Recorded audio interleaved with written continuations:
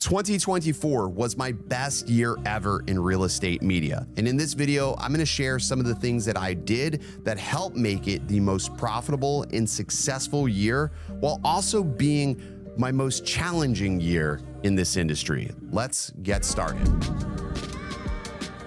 Alrighty, so if you're somebody that is struggling, trying to figure out what's next and how do you rise above all the noise in this industry, there's a link in the description below where you can purchase my course for $1,567. No, I'm just kidding. It seems like everybody in this industry is trying to sell you some sort of, quick and easy fix to be successful in real estate media. And the reality is it doesn't exist. I've been doing this now for over 5 years, and only the past 2.5 years have been incredibly profitable, rewarding, or even worth it. Real estate media as a whole can be one of the most frustrating industries to pursue simply because you're dealing with so many different personalities and multiple elements and multiple things that could and can go wrong that you have zero control over.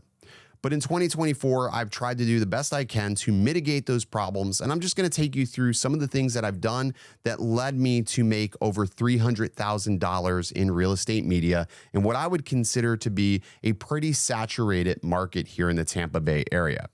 All right, so here's number one. Get help. And no, I don't mean mental help, although if you stay in this industry long enough, you will need mental help eventually. But what I'm saying is you need to learn to let go of the reins and realize you can't do everything by yourself. You need to hire people. And this was something that I really struggled with for about 4 years, was when is the right time to hire? And here's the way that you can sort of figure out if you need to hire somebody. If you're not taking enough time off, if you are not spending enough time with your family, if you genuinely feel like you hate doing this type of work, you need to hire somebody to split the load. And this may seem counterintuitive, but don't just go and hire a photographer or another videographer right out of the gate. That's not going to help you as much as you think it will. Instead, hire yourself a scheduling coordinator, virtual assistant, or a full-on assistant. One of the best hires I made in all of 2024 was hiring a full-time assistant to be able to handle some of the tasks that I would wait till the evening or early morning hours to complete, such as calling people back, scheduling, dealing with cancellations, shuffling, billing, invoicing, things of that nature. I all allow my assistant to handle, and it takes that task load off of me, and it's a stress that I don't have to worry about during the day. Another way you can look at having an assistant is that it will prevent spillage. So what do I mean by spillage? Well, let's say you're out in a shoot and you're trying to give your client the fullest of attention that you can, and you have your phone on Do Not Disturb. There are things happening all around you while your phone is in Do Not Disturb. And if you cannot respond to a client quick enough, oftentimes they will go somewhere else. That's happened to me numerous times in the past.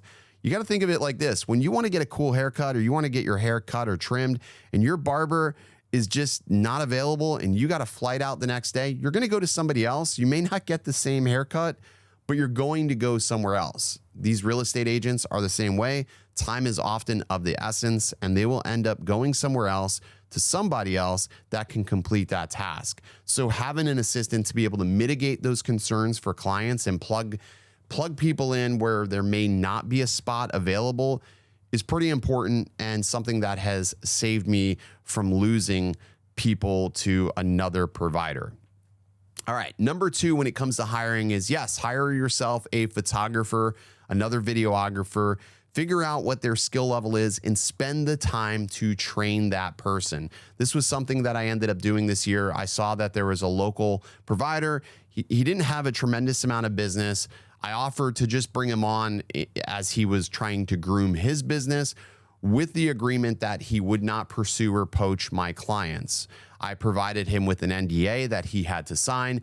And about, I would say, probably midway through the year, he ended up just coming on full time and just foregoing his business. Now he's 100% in on Apex. And we have more of a partnership more than anything. He works anywhere between 25 to 35 hours a week. He gets to sort of make his own schedule, come and go as he pleases. He has access to the studio. We also provided him most of the equipment that he is using, although that is not a necessary thing. Sometimes you can find somebody with the equipment. But in my instance, I had the equipment to give. I also wanted to make sure what he was photographing or filming on matched with the equipment that I am using. So it just made sense to do that. And it also lets us control the quality a little bit. And now fast forward to almost a year later with working with this person, and he is an absolute rock star. And it's been nice. Last week, I was on a cruise, and he was able to hold down the fort while still maintaining photos and whatever clients needed throughout the week. And I didn't have to worry about was things getting done. The communication was there. We use ARIO for all of our processing, so it made tracking and following things very easily. Now, of course, when it comes to paying these types of employees, there's different pay plans that you can go with. You can go from hourly salary to all the way down to commission. I opted to go to a commission base because I felt like at the time it was the most advantageous avenue for this person. But there is a downside to going with commission.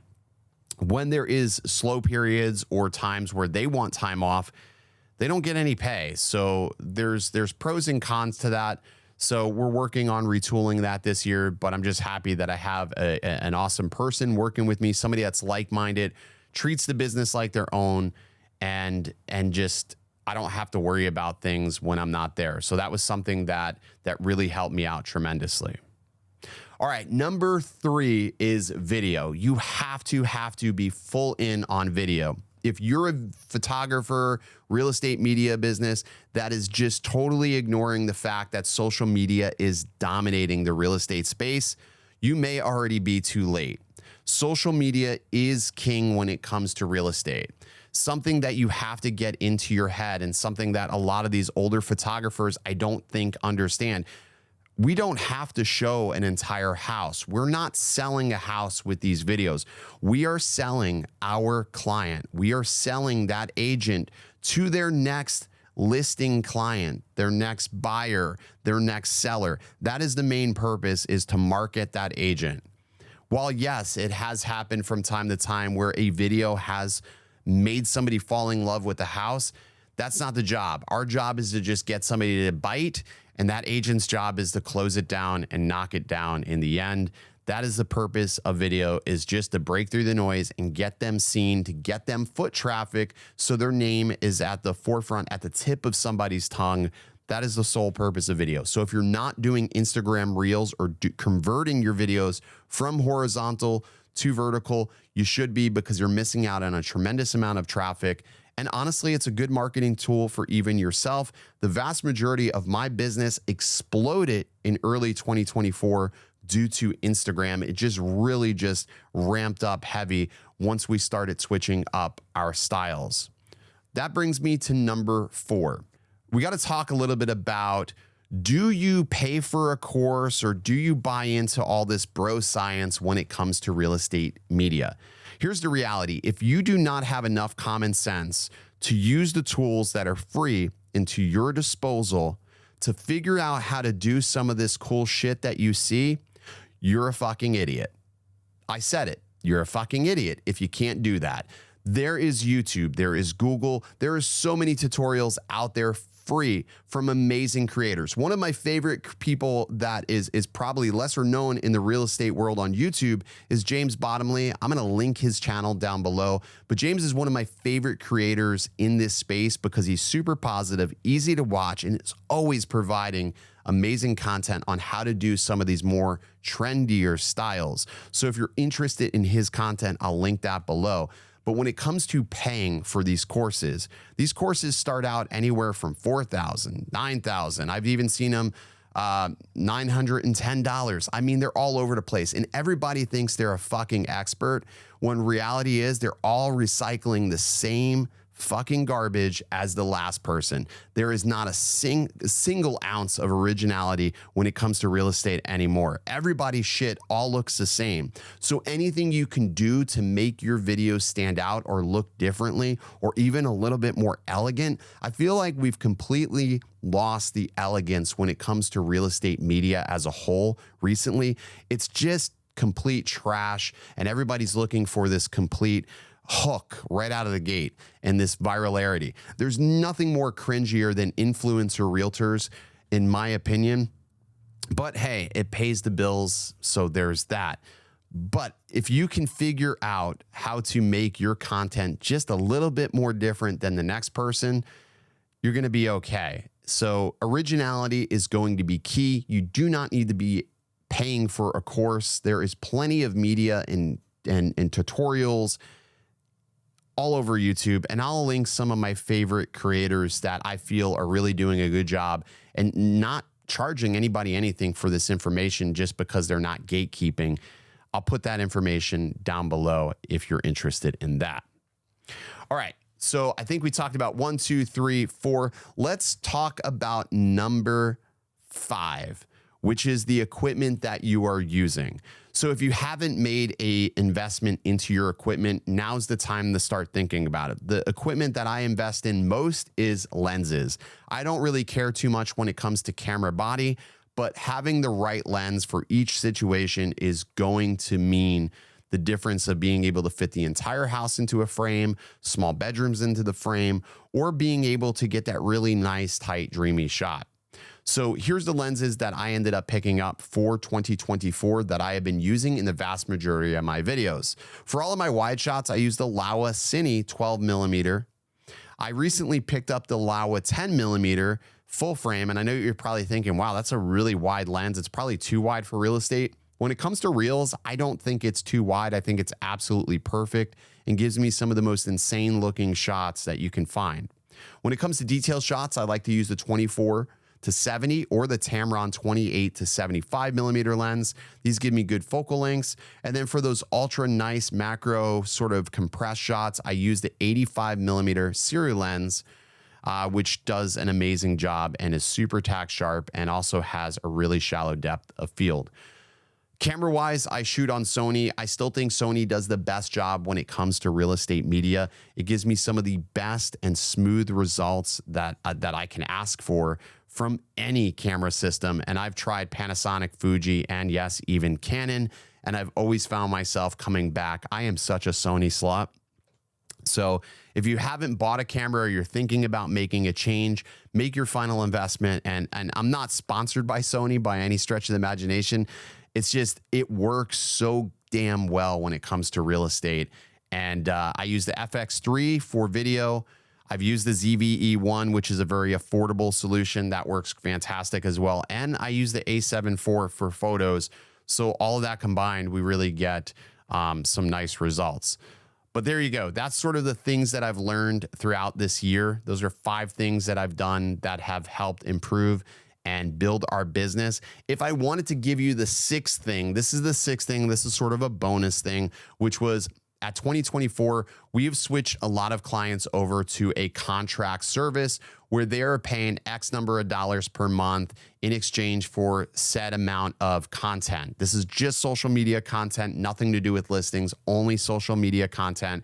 They get dedicated film days. They have dedicated schedules. This has really helped allow us to have capital at the start of the month. They pay their retainer fees at the beginning of the month, which gives us some capital to work with to pay bills, invoices, or even payroll before we even start booking appointments. So at least we have a guarantee of what we can do. Now, that does take a fair amount of planning on my part to script, plan, and tweak the content that we're going to be doing. Again, if you're interested in seeing some examples, follow Apex Imaging Media on Instagram, and you can see some of the things that we have done, and even follow some of the clients that we've helped build their brands with as well. One of the things I've always preached to my clients, it's not the number of followers, it's the quality of followers. If those followers turn into leads or those people are recommending you, that is what is most important as a whole. You can't take followers to the bank, And you can't pay an electric bill with followers, but you damn sure can do something with leads that turns into sales. So that's what we're generating, is quality of followers. All right, that's going to do it for this video. I don't think there's anything else. Like I said, this year was pretty damn profitable. We did just a little bit over $300,000. Now, is that as much as some of these other teams or agencies? No, but I feel like in my market, running with a team of 3, just predominantly me doing video, another photographer, and an assistant, it's pretty good in Tampa, considering that we had to shoot about 500 homes. So we have to do more volume than some of these people doing ultra luxury where they can charge these absorbent amounts of money. We're averaging about $500 per invoice to make up that net. We also did about 280 reels last year, and also a collective mix of horizontal video and photos in there as well, along with Zillow 3D. But if you're interested in any of this information, or you want to have a further conversation, you can always message me on Instagram at OriginaldoBo, or drop a comment down below. I'll be happy to answer any questions. People message all the time. They do the submission from the website, and I'm more than happy to help you along your journey. But just don't get suckered into paying or buying into this bro science with this industry. This is not rocket science. It's not that hard. The tools are there. You just can't be lazy to find the information that you need. All right, I'll see you in the next video. As always, stay original.